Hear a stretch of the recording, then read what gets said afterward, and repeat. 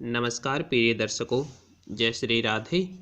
स्वागत है आप सभी का ज्योतिष सीखे कार्यक्रम में। अभी तक हमने फलित ज्योतिष में पाठ संख्या 20 तक पढ़ लिया है और बेसिक एस्ट्रोलॉजी में बहुत कुछ जाना भी है। नक्षत्र, राशियों के गुण स्वरूप, नक्षत्रों के स्वामी और भी बहुत कुछ जाना है। तो आप क्रमशः पाठ को पढ़ें। आज हम ग्रहों के गुण स्वरूप को पढ़ते हुए उसी क्रम में आगे बढ़ते हैं और आज का विषय बड़ा ही रोचक विषय है।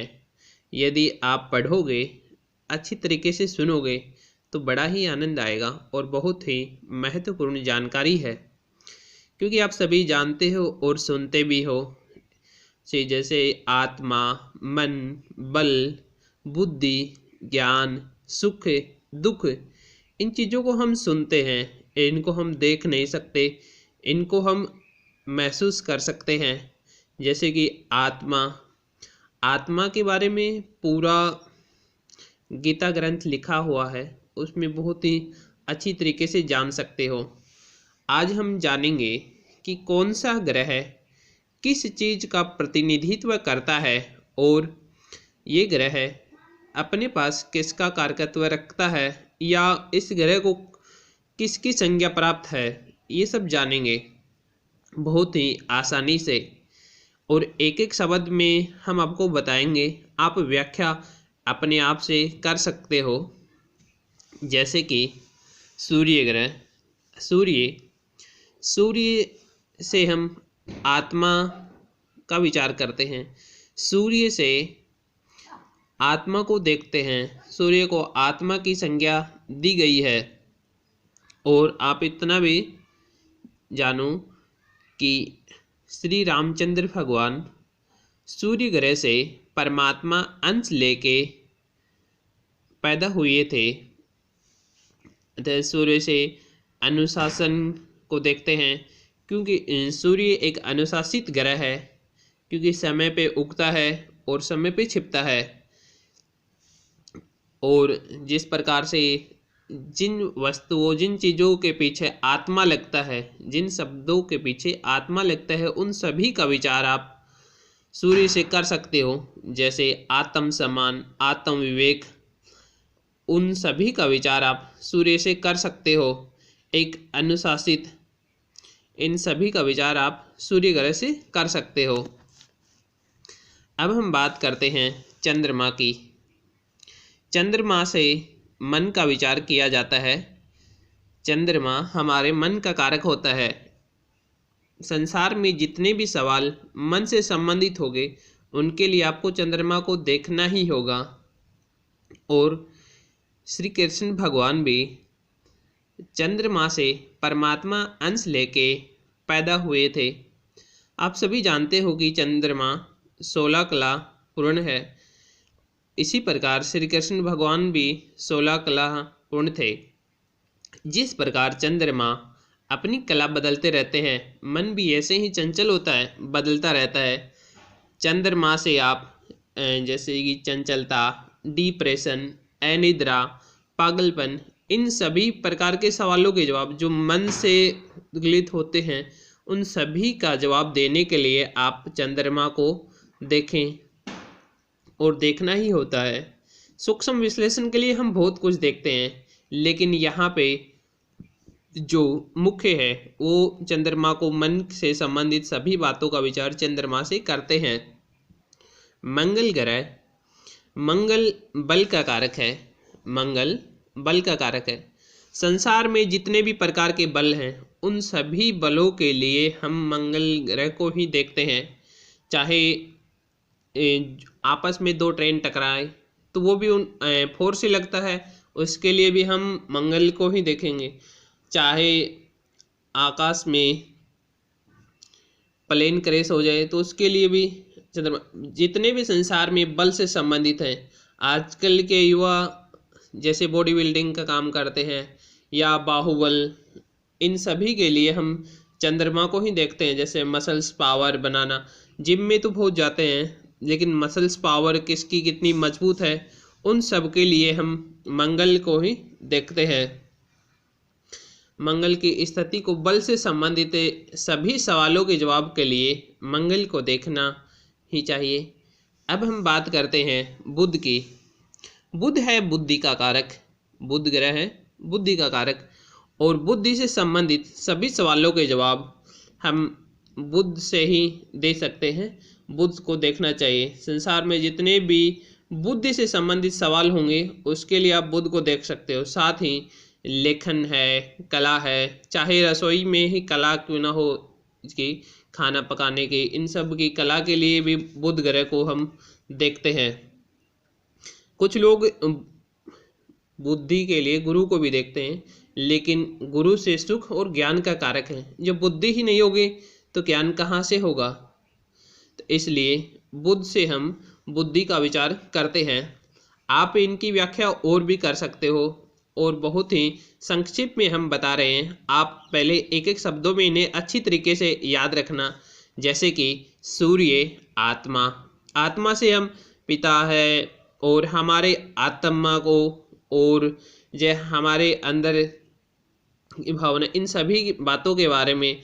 चंद्रमा मन का कारक, मंगल बल का कारक, बुध बुद्धि का कारक, ऐसे आप इनको याद कर सकते हो। साथ ही गुरु है, गुरु होता है ज्योतिष में सुख, सुख का कारक गुरु होता है। सुख से संबंधित कोई भी सवाल हो, सुख से संबंधित कोई भी सवाल हो तो उसके लिए हम गुरु को ही देखते हैं।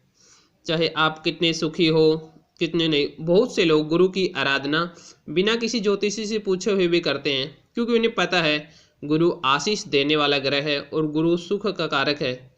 चाहे घर का सुख हो, कोई हमसे पूछे कि मेरे घर का सुख है नहीं, सुख से संबंधित सभी सवालों के जवाब के लिए हम गुरु को देख सकते हैं।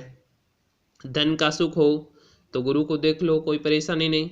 उच्च शिक्षा का है तो उसके लिए भी गुरु को देख सकते हैं। संतान सुख, नौकरी सुख, इस सभी सुख हैं तो इसके लिए हम गुरु को देख सकते हैं। अभी हम एक शब्द में ही आपको व्याख्या कर रहे हैं, आप इसकी अनेकों व्याख्या कर सकते हैं, लेकिन और इन सब सवालों के जवाब के लिए जब हम सूक्ष्म विश्लेषण करेंगे तो अनेक चीज़ें देखी जाती हैं, लेकिन सुख से संबंधित के लिए हम गुरु को भी देखना अनिवार्य है। अब शुक्र ग्रह की बात करते हैं।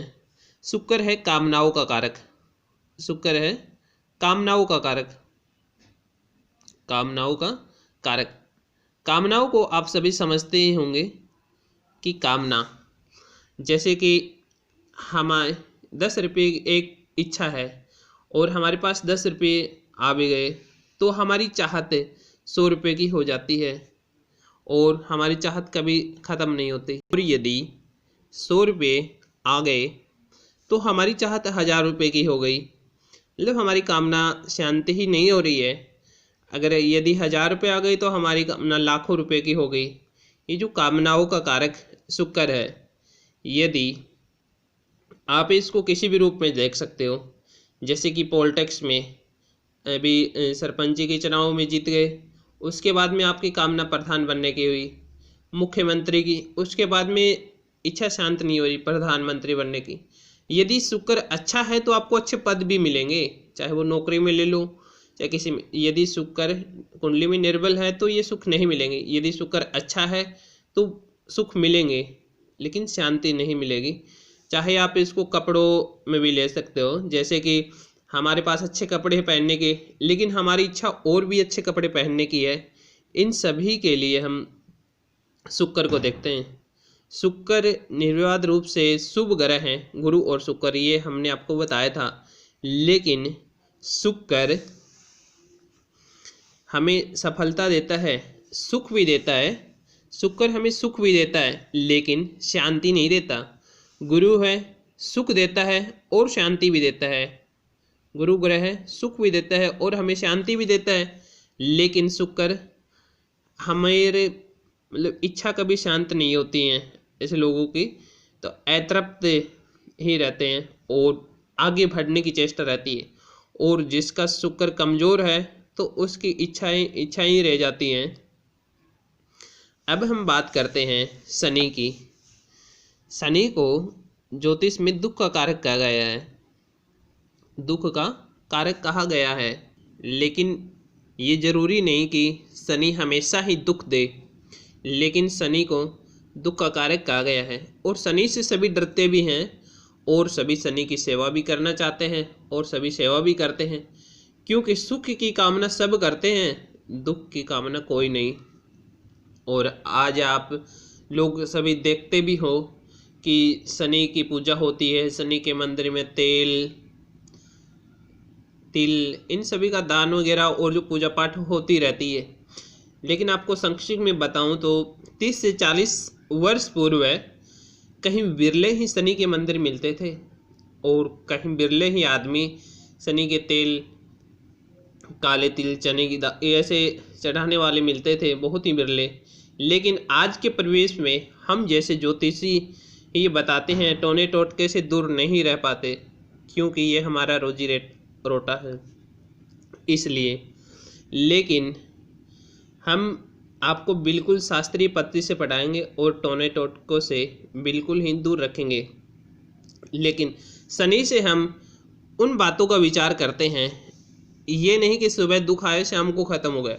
शनि उन दुखों का कारक है जो निरंतर चल रहे हों, बहुत पुराने दुख हों और निरंतर चल ही रहे हों, तो उसके लिए हम शनि को देखते हैं। जैसे कि संतान सुख, शिक्षा सुख, इन सभी के लिए, विवाह सुख के लिए गुरु को देखते हैं। लेकिन यदि ये सुख नहीं मिल रहे तो कहीं ना कहीं कारक शनि भी हो सकते हैं, इसके लिए हम शनि को भी देखना होगा। तो आप समझ गए होंगे। कृपया पाठ को क्रमशः पढ़ें और समझने की कोशिश करें। हम बहुत ही सरलता से आपको बहुत धीरे धीरे पढ़ा रहे हैं, और यदि समझ में नहीं आए तो आप कमेंट अवश्य कर सकते हैं। धन्यवाद।